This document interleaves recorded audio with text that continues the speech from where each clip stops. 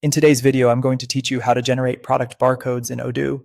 If you want a faster and more consistent way to assign barcodes to your products, Odoo can help with that, especially when you use a barcode generation app from the Odoo ecosystem. In this walkthrough, I'll show you the general process from finding the right app to generating barcodes for multiple products at once. To begin, go to Odoo and open the database where you manage your products and inventory. Make sure you're in the correct environment before making changes, especially if you work with both test and live databases. That small check can save you a lot of cleanup later. Once you're inside Odoo, browse the official Odoo App Store and look for community modules that are designed for barcode generation.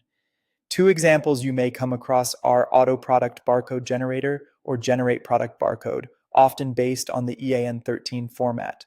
The purpose here is to choose a module that fits your workflow and version of Odoo. As you review the options, pay attention to compatibility, features, and whether the app supports the barcode format you need for your business.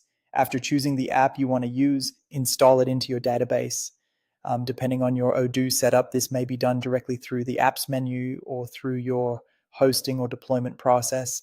Wait for the installation to finish completely before moving on, so all settings and actions are available in the system.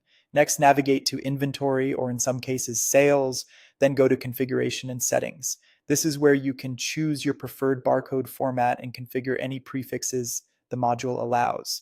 Prefixes are useful if you want your product barcodes to follow a specific internal pattern. Take a moment here to review the settings carefully, because these choices affect how new barcodes will be generated across your catalog. Once the configuration is ready, go to the Products List view. From there, you can generate barcodes directly inside Odoo by selecting multiple product entries at the same time.